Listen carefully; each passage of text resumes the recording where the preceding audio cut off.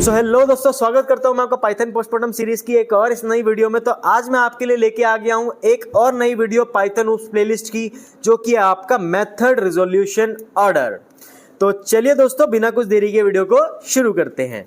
तो देखो, अगर आपने पिछली 4-5 वीडियोस जो हमारी टाइप्स ऑफ इनहेरिटेंस की थी अगर वो देख ली है, तब आपको इतनी कुछ प्रॉब्लम नहीं आएगी। अदरवाइज आपको थोड़ी प्रॉब्लम आ सकती है।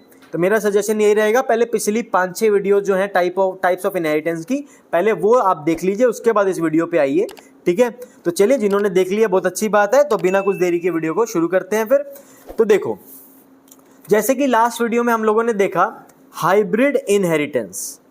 ठीक है, ये हमने एग्जाम्पल लिया था लास्ट वीडियो में। अब इस टाइप ऑफ इनहेरिटेंस में जहां पे मल्टीपल लेवल्स हैं आपके क्लास के, एक क्लास 50 क्लास से इनहेरिट कर रही है, वो 50 क्लास अगली 100 क्लास से इनहेरिट कर दी होगी। तो जब इतना बड़ा स्ट्रक्चर हो जाएगा क्लास का, तो उस केस में कौन सा मेथड कब एग्जीक्यूट होगा, यही डिसाइड करता है आपका MRO, method resolution order. What is this algorithm?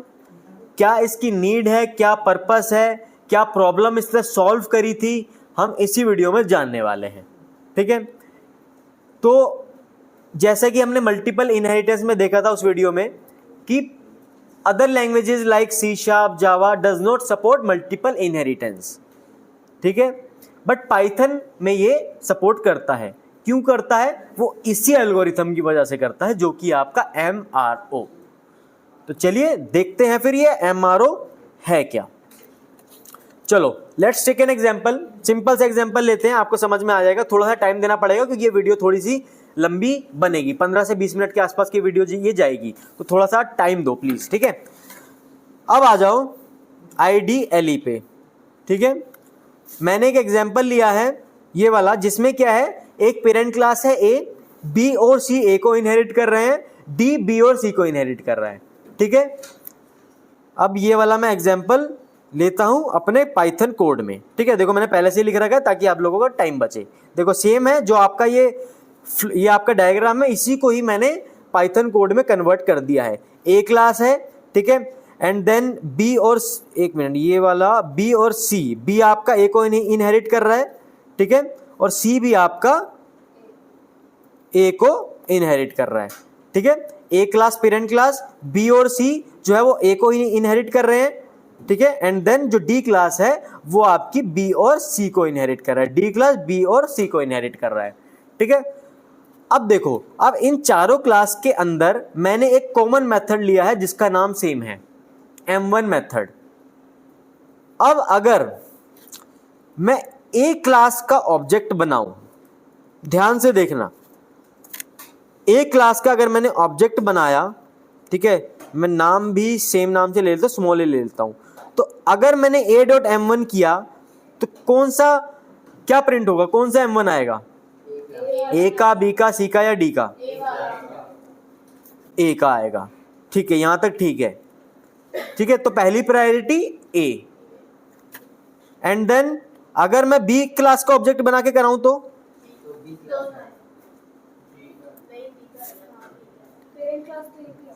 B class में मैंने M1 कॉल किया है, B क्लास का ऑब्जेक्ट बना के B क्लास का आएगा, क्योंकि B क्लास में खुद में प्रेजेंट है। अगर नहीं होगा हाँ, तो ठीक है, अभी आ गया B क्लास M1 मेथड। तो अगर B के खुद में M1 मेथड है तो वो अपना कॉल करेगा। अगर B में खुद के पास नहीं है तो A में जाएगा। क्यों? क्योंकि A उसकी पेरेंट क्लास है। तो अगर मान लो मैंने यहां से ये हटा दिया, अगर मैंने ये यहां से हटा दिया, अब कौन सा आएगा M1? A वाला आएगा। ठीक है, तो प्रायोरिटी क्या हुई? B की खुद की class B and then A। ठीक है, इतना समझ में आ गया? कुछ पूछना है? ठीक है, सिंपल है ये। पिछली वीडियो देखी थी तो आपको सिंपल लग रहा होगा। अब जिनको नहीं समझ में आ रहा, पहले पिछली वीडियो देख लेना पहले। अब आ जाओ C क्लास में। C क्लास है ये। अब C क्लास की क्या प्रायोरिटी होगी? पहले खुद की भी और फिर देन उसकी पेरेंट क्लास। तो अभी इसका C का ऑब्जेक्ट बनाएंगे तो क्या आएगा? C का आएगा, क्योंकि C में खुद में प्रेजेंट है। अगर मैं C से हटा दूंगा देन वो A वाला लेगा, जैसे B में करके दिखाया था सेम। ठीक है, अब आ जाओ एक लास्ट वाला हमारा D। अगर मैं D के ऑब्जेक्ट से कॉल करूंगा तो बताओ क्या आएगा? ठीक है, अभी के हिसाब से डी आएगा क्योंकि डी में M1 मेथड आपका प्रेजेंट है। बट अगर डी में प्रेजेंट ना हो तो कहां पे जाएगा? बी में जाएगा। बी में भी प्रेजेंट ना हो तो कहां जाएगा? सी में जाएगा। ठीक है, सी में भी ना हो तो ए में जाएगा। तो ये इसका फ्लो रहता है। मैं इसका करके भी दिखा देता हूं। अगर मैंने डी से M1 कॉल किया तो डी का M1 आया, और अगर डी में नहीं है तो ये जाएगा बी में। बी में क्यों जाएगा? क्योंकि बी क्लास आपने पहले रखी हुई है इनहेरिट करते टाइम। ठीक है, तो first priority is always to the left side of the class. जो आपने इनहेरिट करते टाइम जो लेफ्ट साइड में जो क्लास दिया, पहली प्रायोरिटी वहां रहेगी, देन उसके बाद फिर उसके बाद। तो अगर आपका डी में नहीं है तो कौन सा आना चाहिए? बी वाला। ठीक है, बी वाला आ गया, ये भी ठीक है हमारा। और अगर बी में भी नहीं है तो सी का आएगा। ठीक है, क्लियर है? सी में भी नहीं है तो सी में भी अगर नहीं है तो ए का आएगा। ठीक है, और ए में भी नहीं है तो बताओ क्या आएगा? कौन सा एरर? Correct, attribute error. ठीक है, अब ये है क्या, ये कहानी है क्या कि कौन से ऑर्डर में कौन सा मेथड एग्जीक्यूट होगा, ये सब है क्या? ये कौन डिसाइड कर रहा है कि हाँ भाई अब मेरा डी का एग्जीक्यूट होगा, अब मेरा सी का होगा, अब मेरा बी का होगा, अब मेरा ए का होगा? तो ये आपका डिसाइड कर रहा है one special algorithm which is MRO। अब जो चीजें आपने प्रिडिक्ट की है आप इसको प्रिंट भी करा के देख सकते हो। कैसे कराएंगे? बहुत सिंपल है। अगर मैं ए की प्रायोरिटी जानना चाहता हूं तो मैं क्या करूंगा? Simple print of class name, syntax ध्यान रखना, क्लास नेम डॉट मरो। ठीक है, MRO, class name dot MRO। तो ए क्लास की क्या प्रायोरिटी है वो आपको बता देगा। तो ए क्लास में आपने क्या प्रिडिक्ट किया था? अपनी क्लास में जाएगा। ठीक है, एंड देन एक क्लास और आएगी इसमें जो कि होगी ऑब्जेक्ट क्लास। ठीक है, तो ए के बाद हम लगा देते हैं ओ। देन उसके बाद बी की क्या आपने प्रिडिक्ट किया था? ये मैं आपको ऑलरेडी प्रैक्टिकल दिखा चुका, मैं बस आपको प्रिंट करा के दिखा रहा हूं। तो अगर मैं बी डॉट MRO करूंगा तो क्या आएगा? BAO। ठीक है, पहले अपनी क्लास में ढूंढेगा, देन अपनी पेरेंट क्लास में ढूंढेगा, देन ऑब्जेक्ट क्लास में ढूंढेगा। ठीक है, तो ये हो गया। अगली बार यह ऑब्जेक्ट में अगर आपको कंफ्यूजन हो रही है तो छोड़ देना, इतना कोई वो इंपॉर्टेंट रोल नहीं है इसका, धीरे धीरे समझ जाओगे, कुछ भी नहीं है ये। ठीक है, उसके बाद सी डॉट MRO करूंगा तो CA, देन अपनी पेरेंट क्लास में जाएगा तो CAO, इसमें ये आना चाहिए। ठीक है, उसके बाद डी में अगर फाइंड करेंगे तो DBCAO, यानी कि DBCAO। तो ये मेरी जो मैंने प्रिडिक्ट किया है वो ये है मेथड रिजोल्यूशन ऑर्डर की कब कौन सा मेथड की पहली प्रायोरिटी रहेगी, कौन सी क्लास के मेथड की। अगर ये आपका एग्जैक्टली प्रिंट हो गया तो मतलब कि मेरा जो प्रिडिक्शन है वो सही थी। अब मैं इसको रन करके देखता हूं तो देखो अभी कुछ इस तरीके से आ रहा। आप इसको मैं इसको थोड़ा शॉर्ट कर लेता हूं। मैं क्या करता हूं, मैं इसको कॉपी पेस्ट मार के जो ये एक्स्ट्रा चीजें लिखी हुई है मैं इसको हटाता हूं। ठीक है, तो जो आपने प्रिडिक्ट किया था वो आपको पता लग जाएगा। ठीक है, तो मैं क्या करता हूं, देखो ए, ठीक है, ये ए आया आपका, ये आपका ऑब्जेक्ट है तो मैं यहां लिख देता हूं ओ। ठीक है, AO आपका बिल्कुल ठीक है। ठीक है, देन बी के बाद आपका ए आया, ए के बाद आपका ऑब्जेक्ट क्लास आया। ठीक है, तो BAO ये भी आपका बिल्कुल करेक्ट है। ठीक है, देन उसके बाद सी के बाद आपका ए के बाद आपका ऑब्जेक्ट क्लास, तो CAO आपका ये भी बिल्कुल करेक्ट है। देन लास्ट आपका रह गया D, then B, C, A and then O। ठीक है, तो DBCAO, तो ये भी आपका बिल्कुल करेक्ट है।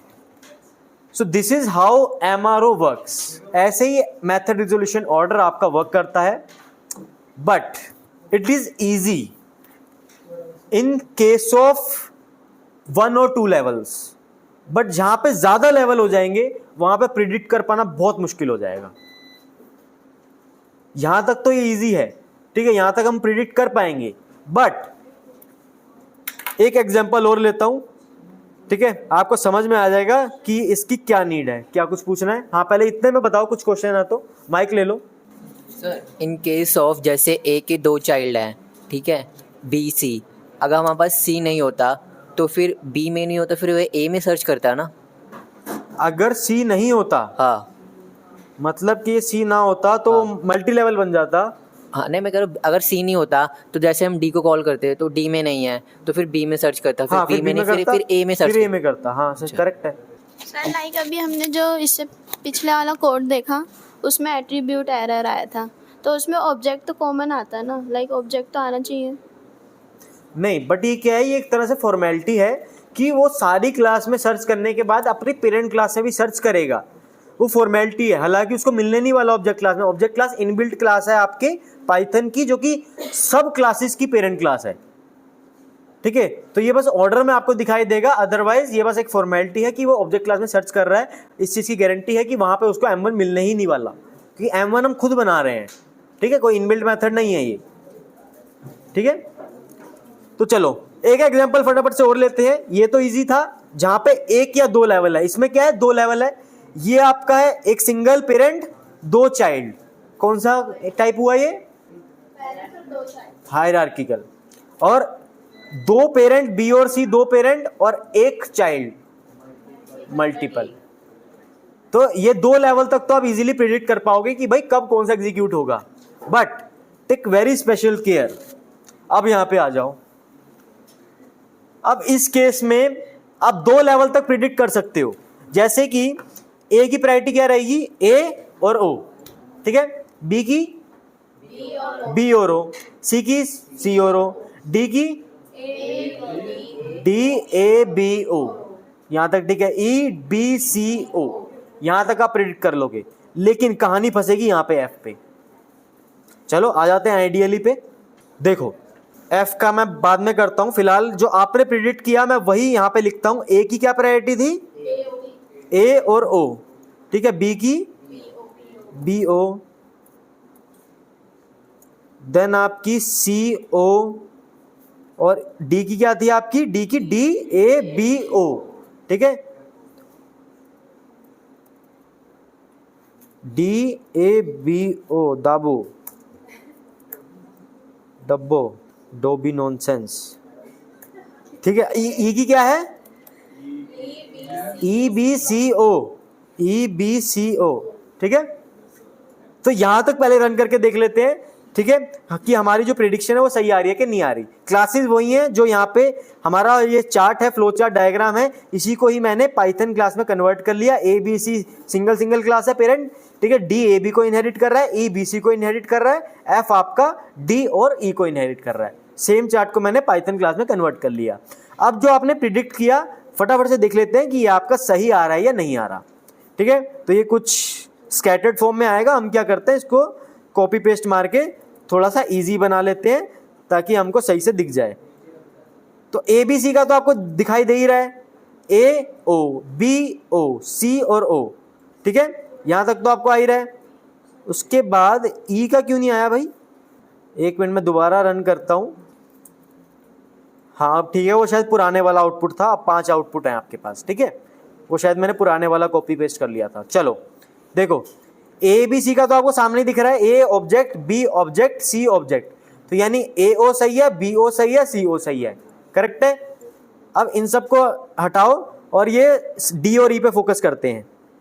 डी का डी है पहले, देन ए है, देन बी है, देन आपका ओ है, ये सही है, डाबो। उसके बाद ई, देन बी, देन सी, देन आपका ओ, तो ई बी सी ओ, ये भी ठीक है। चलो यहां तक तो इजी था, जैसे कि बताया था 2 लेवल तक तो इजी है। अब कहानी फंसेगी एफ में। अब बताओ एफ में प्रिडिक्ट करो। मैं आता हूं यहां पे वापस से, एफ में प्रिडिक्ट करो क्या आएगा। सर 2 है मेरा, 2 क्या आएगा मतलब मैं 2 जो प्रिडिक्ट कर रही हूं दोनों में से एक। अच्छा दोनों में से एक, चलो बताओ पहला। एक बार वो कोड दिखा, ये रहा आपका कोड, एक पहला है F D E F D E A B C A B C O, हाँ CO ठीक है। अगला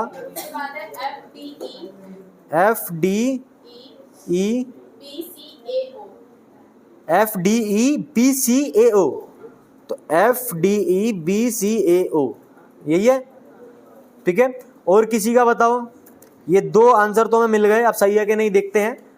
और किसी का कुछ है? ये लो डायग्राम देख लो फटाफट से, प्रायोरिटी बताओ। MRO की क्या प्रायोरिटी आएगी? FD के बाद ED फिर से, चलो छोड़ो यही 2 ले लेते हैं, कंफ्यूजन होगी, ठीक है। क्योंकि जब 2 से ज़्यादा लेवल हो जाते हैं ना आपके इनहेरिटेंस के, तब ये प्रिडिक्ट कर पाना बहुत मुश्किल होता है, ठीक है। फिलहाल जो आपने 2 आउटपुट दिए हैं हम इसको चेक कर लेते हैं। तो जैसे कि मैं इसको रन करूंगा तो मैं लास्ट वाला उठाता हूं, बस ये वाला मेरा, ठीक है। अब देख लेते हैं कि मेरे जो ऑर्डर है वो क्या बना है। तो सबसे पहला F, देन D, A हो गया गलत आपका, A आ गया 3rd नंबर पे, गलत हो गया। देन आपका O, तो सही आंसर है आपका FDAEBCO, यानी कि डायग्राम में देखो F में सर्च करेगा, देन D में, देन A में इमीडिएट पेरेंट, देन E में, देन B में, देन C में, देन O में।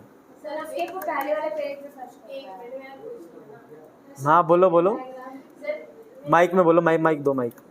हाँ बताओ सर, एक बार डायग्राम दिखाना। सर इसमें अगर हमारी पेरेंट क्लास है D और E, तो अगर जैसे F में नहीं आ तो पहले अपनी वो पेरेंट क्लास में चेक करेगा ना, तो D के बाद तो E चेक करना चाहिए, A क्यों चेक करा?